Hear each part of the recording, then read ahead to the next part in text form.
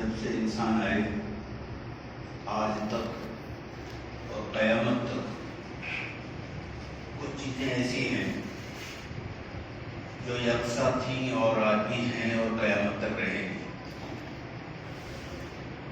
انہیں میں سے ایک ہے سچائی کو جھٹلانا۔ ہمیں ایسے موقع پر یہ غور کرنا چاہیے کہ اس زمین پر سچائی کے سب سے بڑے جو مشیحہ تھے وہ انبیاء ہوا کرتے تھے۔ تو ایسے موقع پر ان لوگوں نے کیا کیا، یہ ہے قابل غور بات۔ مثلاً قرآن مقدس پر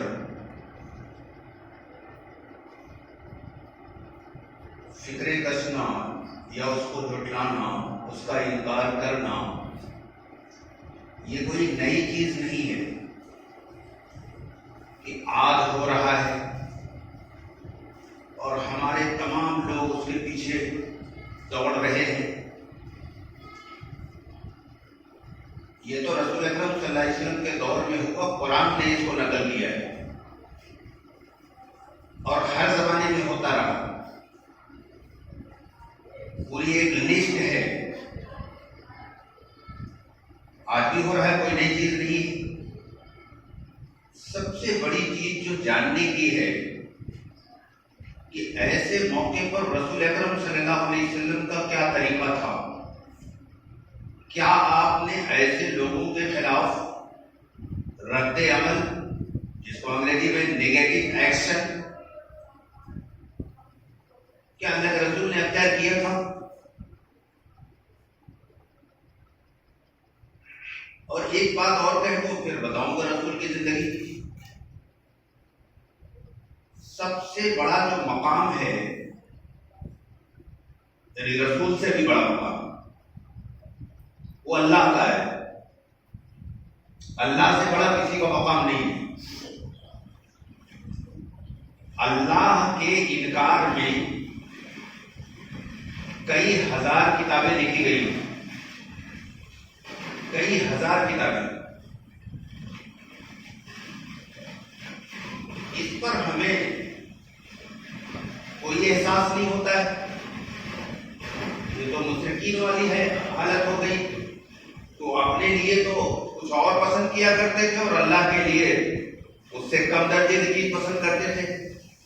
تو آج یہ مشرکین والا عمل مسلمانوں کے عام ہو گیا ہے کہ اللہ کے معاملے میں آدمی چاہے جتنا کچھ کرے، کوئی احساس نہیں۔ یہ مشرکین کا عمل تھا، ہمارے یہاں بھی۔ لیکن اگر کسی تقدس، جس کو جو انٹرنیٹی مقدس چیز ہے، اس پر کوئی بات ہو جائے، کسی شخصیت پر کوئی بات ہو جائے، تو پھر دیکھیے صاحب کیا کہنا ہے، پھر اچھلنا شروع کر دیں گے۔ اس کی وجہ پر بھی میں نے بڑا غور کیا ہے کہ ایسا کیوں ہو رہا ہے۔ ایک جملے میں اسے کہہ دوں، پھر میں اپنے اصل مضمون پر آؤں گا۔ جب دین کی آڑ میں دنیا حاصل کرنے کا مزاج ہو جاتا ہے، دین کی آڑ میں، بہت سخت اور کڑوا جملہ ہے لیکن بتانا ضروری ہے، جب دین کی آڑ میں دنیا حاصل کرنا مقصد ہو جاتا ہے تو لوگ پھر نبی کو اسوہ چھوڑ دیتے ہیں، حق اور ناحق کا طریقہ چھوڑ دیتے ہیں، صرف اور صرف وہ دیکھتے ہیں کہ میری شہرت کس میں ہو رہی ہے۔ یہ وہ خبیث مرض ہے جو دنیا میں بھی بربادی اور ہمیشہ کی آخرت بربادی۔ آج لوگوں کا یہ مزاج ہو گیا ہے کہ جیسے لگتا ہے وہ انتظار میں ہوتے ہیں، ڈھونڈتے رہتے ہیں کوئی موقع ملے تاکہ میں اچھلنا شروع کروں، لوگوں میں ذرا سے میری شہرت ہو، میرا نام ہو۔ پیغمبر نے تو ایسا نہیں کیا۔ پیغمبر سے زیادہ آپ کے اندر دین کا درد ہے، پیغمبر سے زیادہ آپ جو ہے اللہ والے بننا چاہتے ہیں۔ اور ایک بات اور کہہ دوں، پھر پیغمبر کو سوال لاتا ہوں میں۔ ایک ایسا آدمی جس کی کوئی حیثیت نہیں، نہ اس کے خاندان میں کوئی حیثیت ہے، نہ باہر اس کی کوئی حیثیت ہے، اور اس کا یہ مشغلہ اور پیشہ ہو کہ میں کوئی ایسا کام کروں تاکہ خوب میرا نام ہو، یعنی اربوں روپیہ خرچ کرنے کے بعد بھی میرا نام اتنا نہ ہو جتنا میں ایسی کوئی گندی حرکت کر دوں دنیا میرا نام ہو جائے گا۔ تو یہ مسلمان اتنے جہالت کا ثبوت دے رہے ہیں کہ اس کی ماں کی مراد پوری کر رہے ہیں، یہ خوب اچھلنا شروع کر رہے ہیں۔ تو چاہ ہی رہا تھا کہ آپ اچھلیے تاکہ میرا پوری دنیا میں نام ہو، میں مشہور ہوں، لوگ مجھے جانے۔ یہ ہے آج کے مسلمانوں کی عقل پر ماتم کرنے کو دل چاہتا ہے۔ آئیے ہم بتاتے ہیں رسول اکرم نے کیا کیا اس موقع۔ وہ وہی کرے گا جس کا مقصد دین کی آڑ میں دنیا کمانا نہیں ہوگا، بلکہ دین سے صرف اللہ کو راضی کرنا مقصد ہوگا۔ وہی ہر موقع پر یہ پتہ کرے گا کہ اس موقع پر میرے آقا رسول عربی صلی اللہ علیہ وسلم نے کیا کیا تھا۔ مثلا سورہ حمیم سجدہ میں اور دیگر جگہوں پر اس کا تذکرہ ہے کہ جب مشرکین نے یہ کہا کہ یہ قرآن تو انہوں نے گڑھ لیا ہے، اپنی طرف سے بنا لیا، کوئی وحی ہوئی ان پر نہیں آتی ہے، بات انہوں نے کہا جو فلاں آتی ہے نا اس سے سیکھ کر آتے ہیں۔ یہ کس کے بارے میں کہا جا رہا ہے؟ رسول اکرم صلی اللہ علیہ وسلم کے بارے میں کہا جا رہا ہے۔ یہ وحی ہوئی کچھ نہیں آتی، یہ اللہ کی کتاب نہیں ہے، یہ ان کا گڑھا ہوا ہے، اور یہ فلاں آدمی سے سیکھ کر کے آتے ہیں۔ تو رسول اکرم صلی اللہ علیہ وسلم نے اس کے خلاف کوئی بیان نہیں کیا۔ ہمارے تو بیانوں کی بوچھار ہے یوٹیوب پر، میرے پاس بھی بہت سارے لوگوں کے فون آئے کہ حضرت آپ کا بھی ایک بیان آنا چاہیے۔ میں نے کہا میں قیامت تک اس پر کوئی بیان نہیں دوں گا، یہ کوئی مسئلہ نہیں میرے نزدیک، یہ کچھ ہے ہی نہیں۔ رسول اکرم صلی اللہ علیہ وسلم نے اس کے خلاف کوئی بیان نہیں دیا تھا، اس کے خلاف کوئی رد عمل نہیں اختیار کیا تھا۔ آپ نے صرف یہ کیا تھا کہ اللہ کا یہ سچا پیغام مثبت انداز میں پرامن طریقے سے ان لوگوں کے پاس جا کر پیش کرنا شروع کیا، اسپیڈ بڑھا دیا۔ یہ نبی کا اسوہ ہے۔ لکھنؤ میں کم سے کم 1000 مولوی تو ہوں گے کم سے کم، ان میں سے کوئی ایک بھی، اور کم سے کم وہ جس قوم سے تعلق رکھتا ہے وہ آدمی، اس کی قوم میں بہت بڑے بڑے عالم ہیں، وہ عالم اور 2-4-6 اور محلے کے لوگوں کو لے کر کے اس کے پاس جانا چاہیے کہ بھائی صاحب آپ جو یہ کام کر رہے ہیں یہ کام صحیح نہیں ہے۔ ایک صاحب نے وہ ساری آیتیں میرے پاس بھیجی ہیں جن پر انہوں نے کیس دائر کیا، میں نے وہ ساری آیتیں دیکھ لیا ہے۔ تو کوئی ایک بھی مولوی اور غیر مولوی کسی کو یہ توفیق نہیں ہوئی کہ اس کے پاس جاتے، اس سے ملتے، اس سے بات کرتے، اس کو سمجھاتے یہ نبی نے کیا تھا، یہ کسی نے نہیں کیا، یہ کسی نے نہیں کیا۔ سب چیخ رہے ہیں۔ پرسوں میرے پاس ایک حکیم بھی آئے تھے، یہی نوستہ میں رہتے، کہنے لگے کچھ سنا؟ میں نے کہا میں کچھ سنتا ہی نہیں، یہ سب فضول چیزیں میں سنتا نہیں۔ کہنے لگے ایک میں سنا دیتا ہوں۔ میں نے کہا سناؤ۔ کہنے لگے وہ غازی آباد میں ایک صاحب ہے، داڑھی وڑی رکھے ہیں، ٹوپی کرتا ہے، کہنے لگے صاحب جو اس کا سر کاٹ لائے گا میں اس کو 11 لاکھ روپیہ دوں گا، اور اگر میں نہیں دے پاؤں گا تو پھر وہ اپنا مکان بیچ کر کے دوں گا۔ یہ جھوٹی شہرت حاصل کرنا دین کی آڑ میں جاننا چاہتا ہوں ان بے غیرتوں سے کہ دنیا میں سب سے بڑی برائی شرک ہے، اللہ کا انکار ہے، اللہ کی بغاوت ہے۔ 5 سال کے اندر 60,000 کتابیں اللہ کے انکار پر لکھی گئی۔ کسی مسلمان کو کوئی تکلیف ہوئی، کوئی درد ہوا، اور اس برائی کو مٹانے کے لیے نبی کا جو طریقہ تھا اس کو کسی ایک نے اپنایا ہو، ذرا بتائیے کسی ایک نے؟ اس سے کیا ثابت ہوتا ہے کہ دین کی آڑ میں شہرت، دین کی آڑ میں اپنی بھڑاس نکالنا، اپنے نفس کے جذبات کی تکمیل کرنا، لوگ سمجھے میں بڑا دیندار ہے۔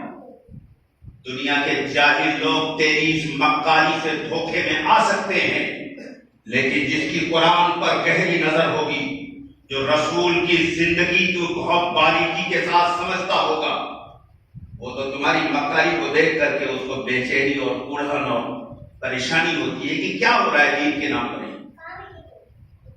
کیا نبی کا یہی اسوہ تھا؟ کیا رسول اکرم صلی اللہ علیہ وسلم نے یہی کیا تھا جو آج ہم لوگ کر رہے ہیں؟ پوری زندگی میں رسول اکرم صلی اللہ علیہ وسلم نے اعلان کیا تھا کہ جو فلاں کا کاٹ کے لائے اور میں اس کو اتنا دوں گا، لاؤ، یعنی اس طرح کی حرکت پر بات دوسرے موقع پر تو ہے، بات دوسرے، لیکن اس طرح کے واقعات میں کوئی ایک دلیل نہیں لا سکتا کوئی۔ یہ سب بے بنیاد، بےہودہ، ریاکاری، مکاری سے بھری ہوئی چیزیں ہیں، اور یہ اسی کے نتیجے میں سب ہو رہا ہے کہ ہماری نظر اللہ کی رضا سے ہٹ گئی ہے، ہماری نظر دنیا پر ہے کہ ہمیں دنیا میں کتنی زیادہ سے زیادہ شہرت مل جائے، کتنا زیادہ سے زیادہ لوگوں میں ہمارا نام ہو جائے۔ اچھا، کتنا نام ہو جائے تو پھر کیا کر لیں گے آپ؟ کیا کر لیں گے آپ؟ مر جاؤ گے، یہ نام تو یہیں چھوٹ جائے گا۔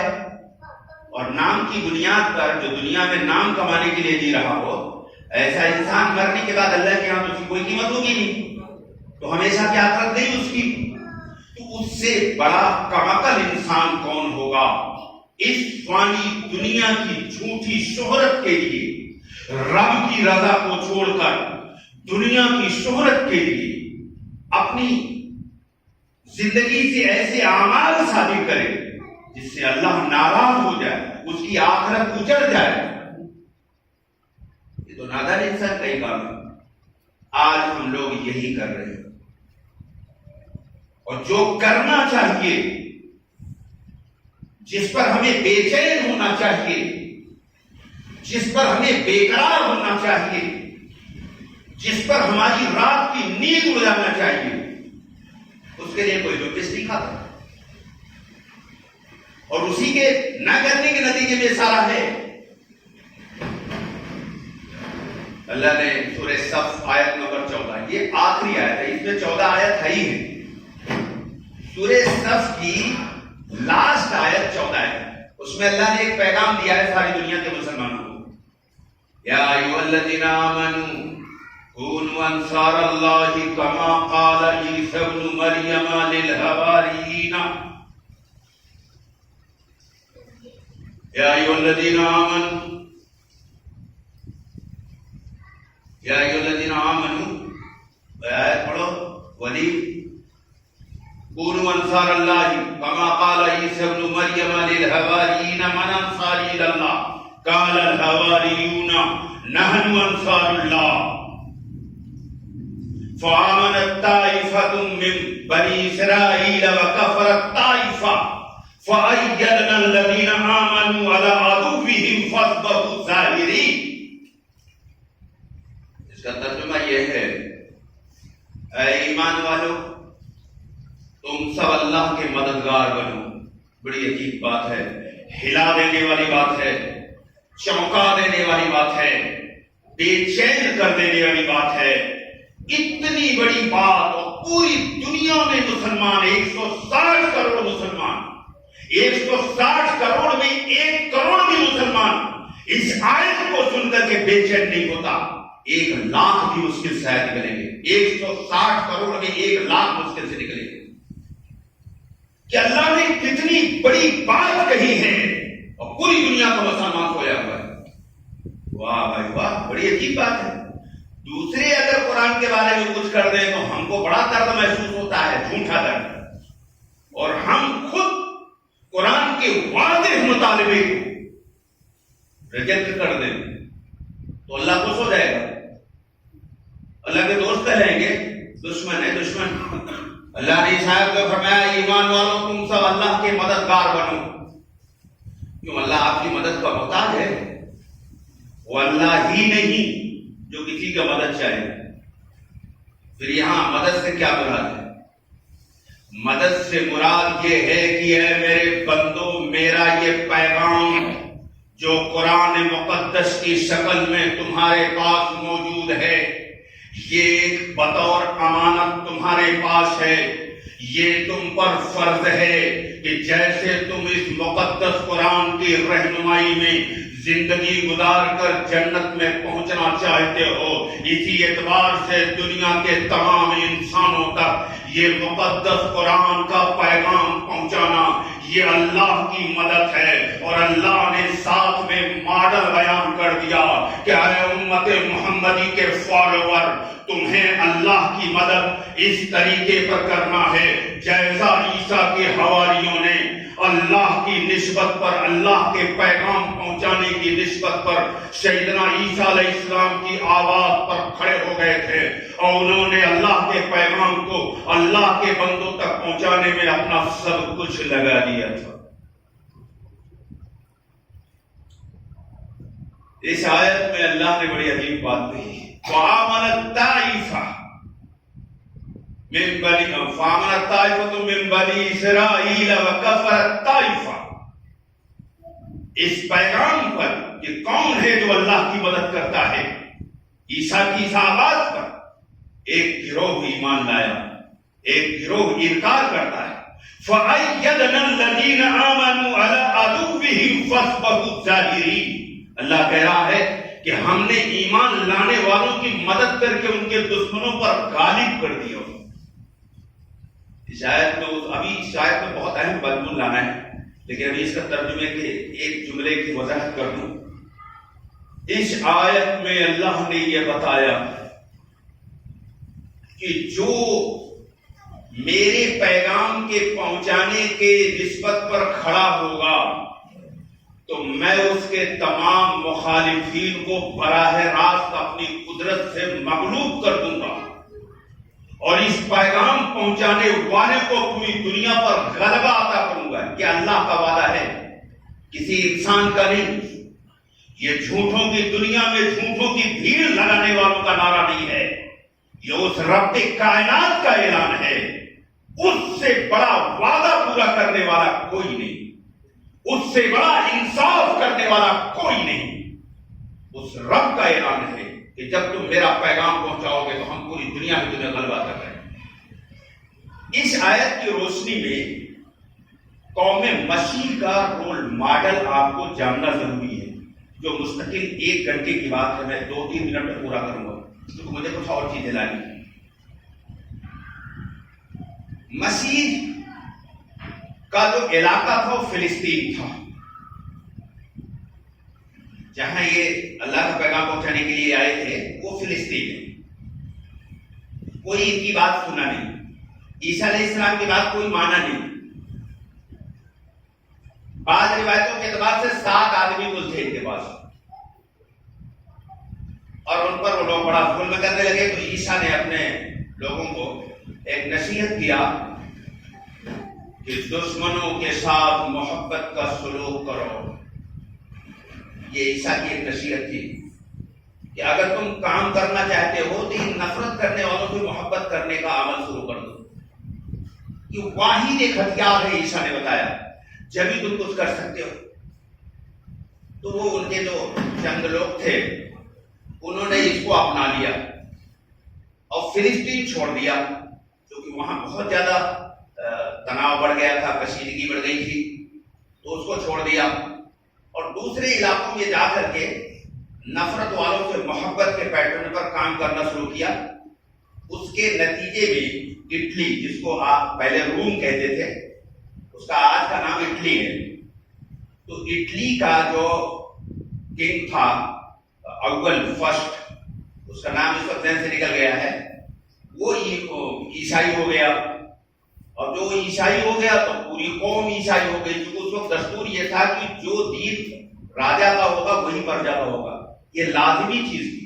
اگر راجا کے دین کہہ رہا ہوں کوئی دوسرا دین اپنا تو کاٹ دیا جاتا تھا، اس کو سب سے بڑا باغی اور ظالم سمجھا جاتا تھا. یہ ایک جبری نظام تھا. تو جب اٹلی کا جو راجا تھا وہ جب عیسائی ہو گیا تو پورا اٹلی جو ہے عیسائی ہو گیا. اب وہ چونکہ سپر پاور تھا, بہت بڑی طاقت تھی, جب ایک بڑی طاقت ایمان میں داخل ہو گئی تو اس کے ذریعے عیسائیت تیزی کے ساتھ پوری دنیا پہ چھا گئی. یہ ہے مختصر. پھر ان عیسائی جو بہت تھوڑے سے وقت میں اپنی اخلاص کے ساتھ قربانی اور محنت کے نتیجے میں جو اٹلی کے بادشاہ کا ایمان میں داخل ہونا, اس کے ذریعے کروڑوں لوگوں کا عیسائی ہونا, یہ ان کو ایک بہت بڑی طاقت ملی اور پوری دنیا پہ چھا گئے. اس کے بعد پھر ایک وقت آیا ہے صاحب, یہ وقت ہے 1095 عیسوی. 1095 عیسوی میں مسلمانوں نے عیسائیوں کے دبدبوں کو ختم کر دیا اور ان کے بڑے بڑے ملکوں پر فتح کر دیا.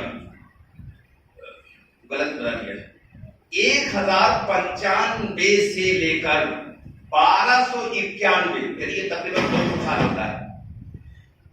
اس 200 سالہ درمیان میں عیسائیوں نے مسلمانوں سے جنگ کیا. اس کا نام صلیبی جنگ تھا اور اس کو مقدس جنگ کہتے تھے لوگ. پوری دنیا کی عیسائی طاقتیں اس میں اکٹھا ہوئی تھی اور 200 سال تک جنگ لڑے.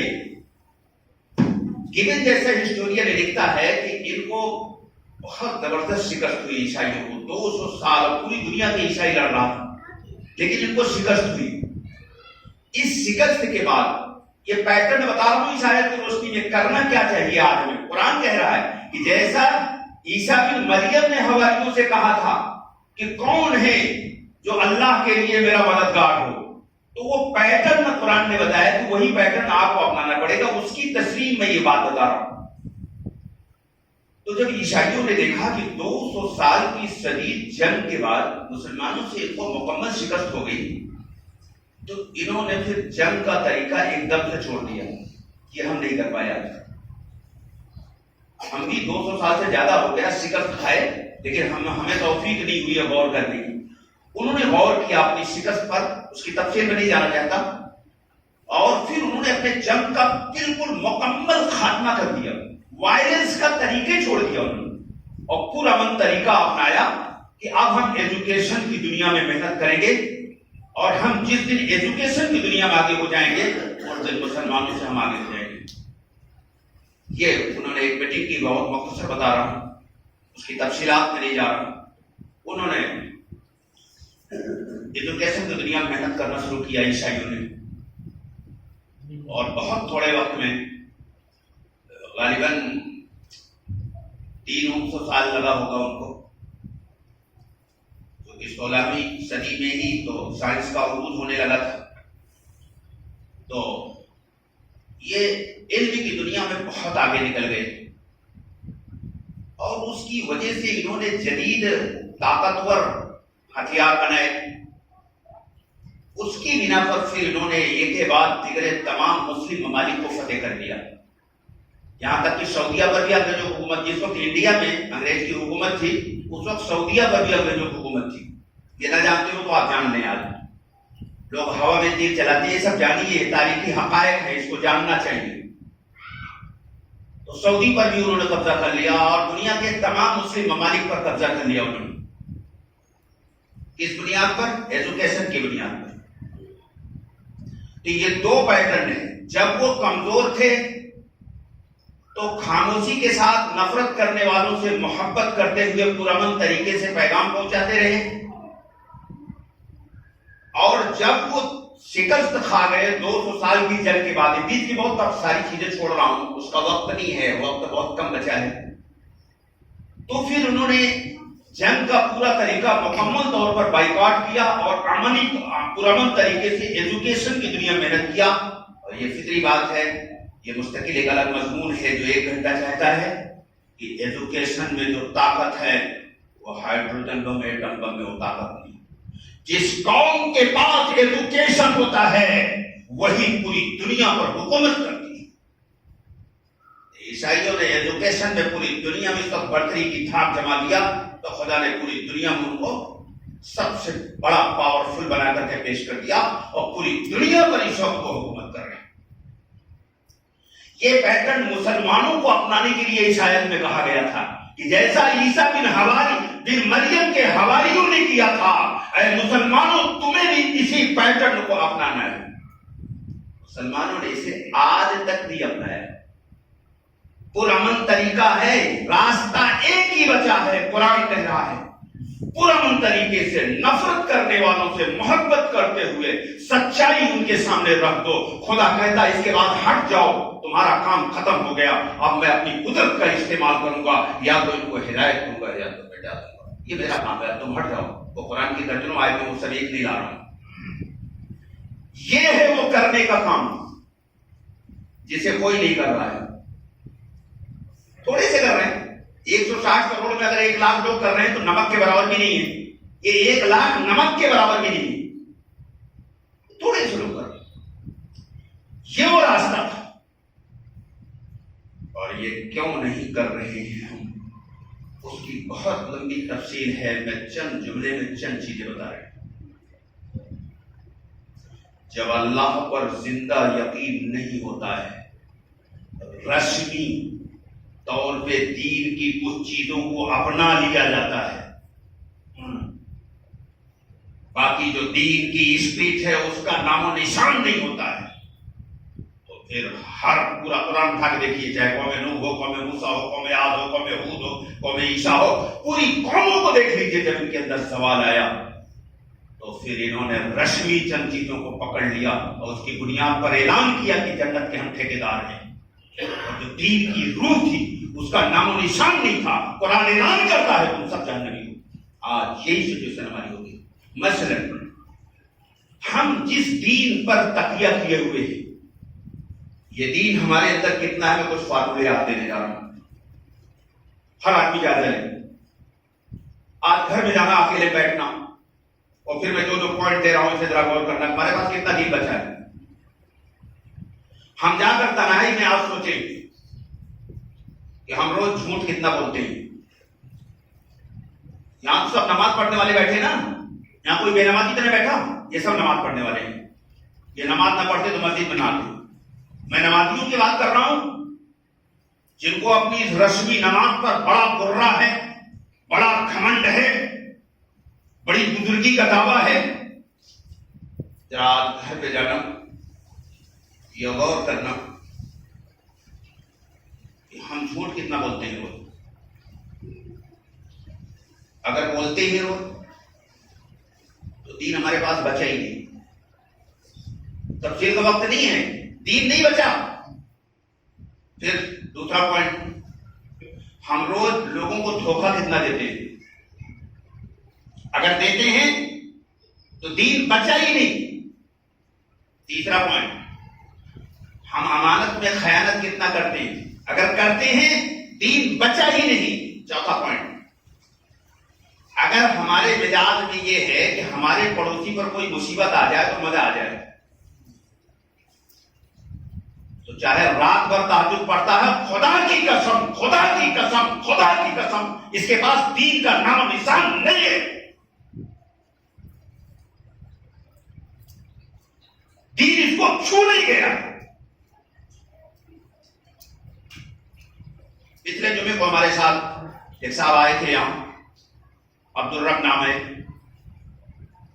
بہت بڑے زمیندار ہیں لیکن بہت نیک آدمی۔ مجھے ان کی نیکی کو دیکھ کر حیرت ہوتی ہے۔ انہوں نے ایک واقعہ بتایا، کہ ہمارے یہاں ایک آدمی جو ہے محلے کے ایک بچے کو روزانہ 2 روپیہ دیتا تھا، کئی مہینے تک دیتا رہا۔ اس سے ایک دن کسی نے پوچھا یہ 2 روپیہ کیوں دیتے ہو اس کو؟ اس نے کہا میں اس لیے 2 روپیہ دیتا ہوں تاکہ جب اس کو پیسہ نہ ملے تو پھر یہ چوری کرے۔ یہ مسلمان ہے، یہ مسلمان ہے۔ راشن کارڈ میں لفظ مسلمان لکھنے سے یہ مسلمان ہے؟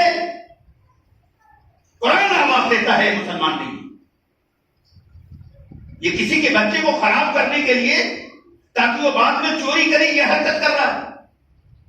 دوسرا واقعہ علی عبداللہ صاحب نے بتایا، یہی باریک گلے پہ رہتے، کہنے لگے میں تھا بھی نہیں، میں بہرائچ میں تھا، میرے بیٹے کو پڑوس کے ایک بچے نے، دشمنی میں نہیں، ایسی کھیل کھیل میں بچہ گر گیا، اس کا سر پھٹ گیا، تو کہنے لگے میری بیوی جو تھی وہ ڈاکٹر کے یہاں لے گئی، پٹی وٹی کر دیا، آ گئی۔ اب محلے کے دسیوں لوگ پہنچے، یہ پہنچنے والے سب راشن کارڈ کے مسلمان ہیں، ارے ایف آئی آر کرو، ہم چل رہے ہیں تمہارے ساتھ، پولیس کو بلاؤ، یہ نمبر ہے وہ نمبر۔ اس نے کہا بھائی کیوں بلائے پولیس، کیوں ایف آئی آر کریں؟ یہ کون لوگ کر رہے تھے سب؟ بجائے سمجھانے کے، جھگڑا ختم کرنے کے، یہ کون لوگ جو یہ مکاری کر رہے تھے؟ زندگی بھر تو آفس میں حرام کی کمائی لیا، رشوت لیا، آپ جو ریٹائر ہو گئے، بوڑھے ہو گئے، تو پھر باری نکلے میں پلاٹ خرید کر کے بڑھیا سا پلاٹ بنا کر ٹوپی لے لیا اور اگلی سب بنا پڑے، تو آپ بہت بڑے بزرگ ہو گئے، شیطان کہیں کے۔ اب وہ گئے ہیں اس عورت کو بیچاری کو کہہ رہے کہ ایف آئی آر کرو، کیوں ایف آئی آر کرے؟ کھیل رہا تھا بچہ، گر گیا، کوئی جان بوجھ کر نہیں ہوا، اس کو سر میں چوٹ آ گئی، تو کیوں ایف آئی آر کرے؟ ایف آئی آر کرنے سے چوٹ ختم ہو جائے گی؟ یہ کون کروا رہے تھے محلے کے؟ یہ سب مسلمان تھے، میں اسی محلے میں رہتا ہوں، یہ دین ہے اس کے پاس۔ ایک ساتواں پوائنٹ دے رہا ہوں، آج گھر میں جائیے گا، جائزہ لے لیجیے گا، یہ جتنے لوگ بیٹھے ہیں اس محلے کا کیا نام ہے؟ پریتی نگر۔ آج ہم کو یہ اطلاع دے ہوئے صاحب عالم کہ بھائی پریتی نگر میں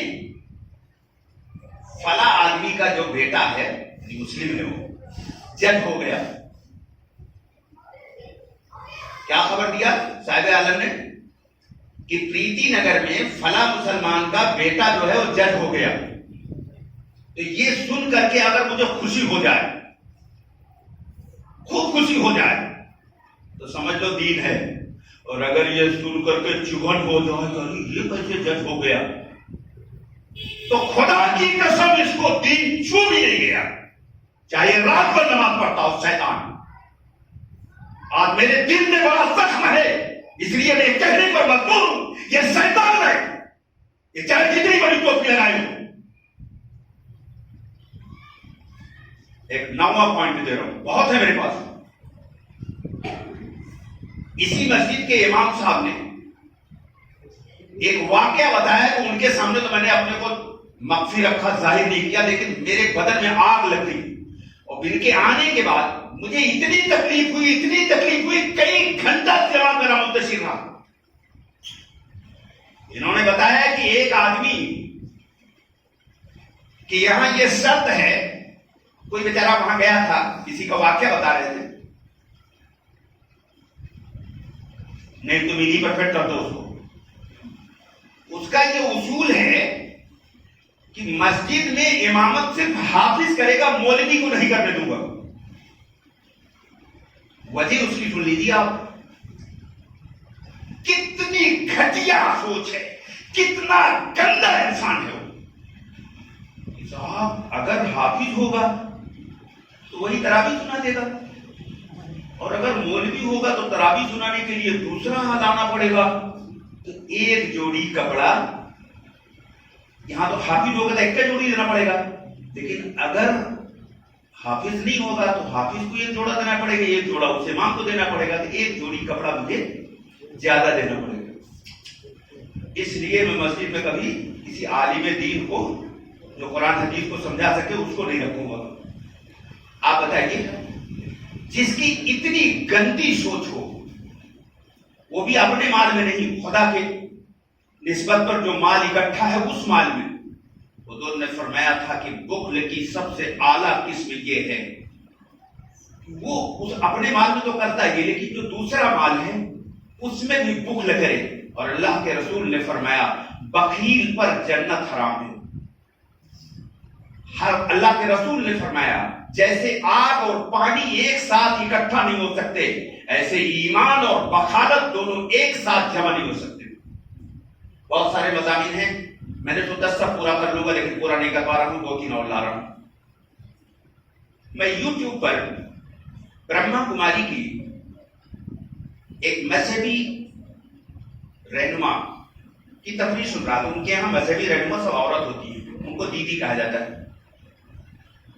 تو بیان میں ہر ایک کا سنتا ہوں. ایک حدیث ہے, اللہ کے رسول نے فرمایا حکمت مومن کی کھوئی ہوئی میراث ہے, جہاں سے پاؤ لے لو. یہ جو ہمارا مزاج ہے, نہیں اپنی پارٹی کی بات سنوں گا, دوسروں کو نہیں سنوں گا, یہ اسلام نہیں ہے. یہ ہمارا اپنا خود ساختہ اسلام ہوگا, یہ قرآن والا اسلام نہیں. تو دیدی کا میں بیان سن رہا تھا, وہ پورا بیان مجھے یاد ہے, اگر پورا سناؤں گا بہت دیر لگے. اس کا ایک جملہ سنانے جا رہا ہوں, کتنا قابل عبرت ہے. دیدی نے کہا کہ نرسوں کے ایک پروگرام میں گئی, وہاں نرسوں سے پوچھا کہ آپ کو ٹینشن کیوں ہے. کہا یہ ڈاکٹر بہت غصہ کرتا ہے. ہر نرس کی شکایت یہ تھی کہ میرے ٹینشن کی وجہ یہ ہے کہ ڈاکٹر جو ہے بہت غصہ کرتے ہیں. تو دیدی نے کہا کہ وہ تو مریض بھی غصہ کرتے ہیں, دوا نہیں کھاتے, چیختے ہیں, کھانا پھینک دیتے ہیں. تو نرسوں نے کہا وہ تو مریض ہے, وہ تو مریض ہے. تو اس مذہبی رہنما دیدی نے جواب دیا کہ جو غصہ کرتا ہے وہ بھی تو مریض ہے. آج سے جب ڈاکٹر غصہ کرے تو اپنے دل سے کہنا کہ یہ مریض ہے. دوسرے دن ایک نرس نے فون کیا کہ یہ تو بڑا ایزی ہو گیا, آج ڈاکٹر نے غصہ کیا, میں نے کہا کہ مریض ہے, بس سب ہلکا ہو گیا, مجھے کوئی ٹینشن نہیں رہا, سب ختم ہو گیا. میں بہت اہم بات اب لانے جا رہا ہوں. ابھی میرے پاس 3-4 اور ایسے ہیں, لیکن وہ سب نہیں لاؤں, وقت پورا ہو گیا ہے. پوری دنیا کے جتنے انسان ہیں سب باطن کے اعتبار سے مریض ہیں. توجہ چاہتا ہوں, پوری دنیا میں جتنے انسان ہیں جو بھی غصہ کر رہے ہیں, کسی بھی اعتبار سے ہم سے غصہ کرتے ہیں, یہ سب مریض ہیں. اگر کوئی سائیکارٹک پیشنٹ, جس کو ہندی میں مانسک روگی کہتے ہیں, ڈاکٹر کو سخت الفاظ کہتا ہے, ڈاکٹر کو بلا بھرا کہتا ہے, بعض پیشنٹ ڈاکٹر کو گالی بھی دے دیتے ہیں, تو کیا ڈاکٹر اس کی گالی کا جواب دیتا ہے؟ نہیں دیتا. مسکرا کر کے بات کو ٹال دیتا ہے اور اس کو کوئی دوا دیتا ہے کہ یہ بیماری ٹھیک ہو جائے گی تو پھر مجھے گالی نہیں دے گا. خدا کی قسم ساری دنیا کا انسان بیمار ہے. اللہ نے ہمیں طبیب بنا کر بھیجا تھا اور قرآن کو ٹیبلٹ اور کیپسول اور انجیکشن کی شکل میں پیش کیا تھا. اسی لیے قرآن کی بہت ساری آیات ہیں جسے پڑھنے کا سنانے کا وقت نہیں ہے. قرآن آواز دیتا ہے کہ اس کے اندر شفا ہے, اس کے اندر صحت مندی کی چیز ہے, جو اس کو یوز کر لے گا اس کو صحت مل جائے گی. یہ جتنی گندگیاں بھی بیان کر رہا تھا, خدا کی قسم اگر لوگ قرآن کو سمجھنا شروع کر دیں گے, مطلب یہ ہے کہ قرآن نہیں سمجھیں گے, بلکہ جیسے پچھلی قوموں کے ہاں اللہ کی کتاب سے پری پلان دور کیا گیا, مسلمانوں کو قرآن سے دور کیا گیا. ارے قرآن آپ نہیں سمجھ سکتے, یہ تو سمندر ہے, بڑا گہرا ہے, بڑا باریک ہے, اس کو تو جبریل سمجھیں گے آگے نا. اتنا بڑا جھوٹ. اللہ نے 5 مرتبہ سورہ قمر میں کہا قرآن سمجھنا آسان ہے, 5 مرتبہ کہا وَلَقَدْ يَسَّرْنَا الْقُرْآنَ لِلذِّكْرِ فَهَلْ مِن مُدَّكِرٍ. اللہ کہے قرآن سمجھنا آسان ہے اور ہم کہیں مشکل, کون سچا؟ اللہ کے ہم سب جھوٹے ہیں, اللہ سچا ہے. اس کے پریکٹیکل بھی ثبوت ہے. اور شخصیت پرست جو شخصیت کے بغیر نہیں سمجھتے تو شخصیت کا حوالہ دیتا ہوں.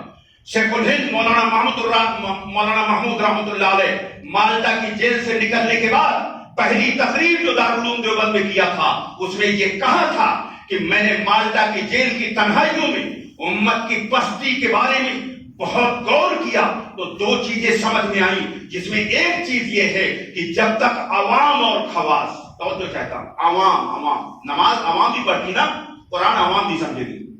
قرآن عوام کے سمجھنے کے لیے ہے. سورہ قصص میں قرآن کا سمجھنا فرض بتایا ہے. کھولو سورہ قصص, ترجمہ دیکھنا وہاں, قرآن کا سمجھنا فرض ہے. تو مولانا محمود رحمۃ اللہ علیہ نے کہا کہ جب تک عوام اور خواص, اور ان کے قرآن کے مقدمے میں یہ بات لکھی ہوئی ہے, وہاں بھی کھول کے دیکھ لینا, بغیر حوالے کے کوئی بات نہیں کرتا ہے بندہ. انہوں نے کہا عوام اور خواص جب تک قرآن کو نہیں سمجھیں گے ان کی پستی اور گمراہی ختم نہیں ہوگی. اور مسلمانوں نے، خصوصاً بھارت کے مسلمانوں نے طے کر لیا کہ مجھے دنیا بھر کی قصے کہانیاں اور اعلیٰ والا کی کتابیں پڑھنی ہیں، لیکن قرآن بھول کر کے بھی نہیں سمجھنا ہے. رمضان آئے گا تو 5 پارہ ایک دن میں پڑھ لے گا، لیکن ایک آیت کا مطلب نہیں جانے گا. یہاں تک کہ سورہ فاتحہ جو ہر رکعت میں پڑھی جاتی ہے، اس سورہ فاتحہ تک کا مطلب نہیں جانے گا. اسی حال میں یہ مر جائے گا. ام المومنین ماں عائشہ صدیقہ کا فتویٰ ہے ایسے ظالم لوگوں کے بارے میں. حضرت عائشہ کہتی ہیں اس نے قرآن نہیں پڑھا جس نے قرآن نہیں سمجھا. دنیا میں کوئی کتاب بغیر سمجھے پڑھی جاتی ہے؟ کوئی ایک کتاب بتا دو، پوری دنیا میں کوئی ایک کتاب بتاؤ جو بغیر سمجھے پڑھی جاتی ہے. یہ اللہ کی کتاب کا مذاق ہے، بغیر سمجھے اس کو جھوم جھوم کے پڑھنا. کیا اس کے لیے قرآن آیا تھا؟ اللہ نے فرمایا کتاب انزلناہ الیک مبارک لیدبروا آیاتہ ولیتذکروا اولو الالباب. اے محمد عربی، یہ برکت والی کتاب ہم نے اس لیے نازل کیا ہے کہ لوگ اس کو سمجھیں. انداز تو دیکھیے قرآن کا. اے محمد عربی، یہ برکت والی کتاب ہم نے اس لیے نازل کیا کہ لوگ اس کو سمجھیں اور عمل کریں. پہلے سمجھیں پھر عمل کریں. ایک جگہ اللہ نے کہا کہ میرے محبوب بندے تو وہ ہیں والذین اذا ذکروا بآیات ربهم لم یخروا علیہا صما وعمیانا. سورہ فرقان میں کہ میرے نیک بندے تو وہ ہیں کہ میں جب یاد دہانی کراتا ہوں اپنی آیات کے ذریعے تو اسے اندھے بہرے ہو کر نہیں اپنا لیتے، پہلے اس کو سمجھتے ہیں پھر اپناتے ہیں. یعنی اللہ کی بات کو بھی بغیر سمجھے نہیں مانے. یہ نیک لوگوں کی صفت قرآن بتا رہا ہے. اور قرآن نے درجنوں جگہ کہا جو لوگ عقل کا استعمال نہیں کرتے وہ دنیا کے سب سے بدترین لوگ. دین کے معاملے میں عقل کو استعمال ہی نہیں کرتا. قرآن کہتا ہے جو عقل استعمال نہیں کرے گا وَلَقَدْ ذَرَأْنَا لِجَهَنَّمَ كَثِيرًا مِنَ الْجِنِّ وَالْإِنسِ لَهُمْ قُلُوبٌ لَا يَفْقَهُونَ بِهَا. یہ سورہ اعراف کی ہے کہ میں نے انسانوں جنوں کی بڑی تعداد جہنم کے لیے بنائی. وہ ہے جو عقل کا استعمال نہیں کرتے. جو عقل استعمال نہیں کرے گا جہنم میں جائے گا.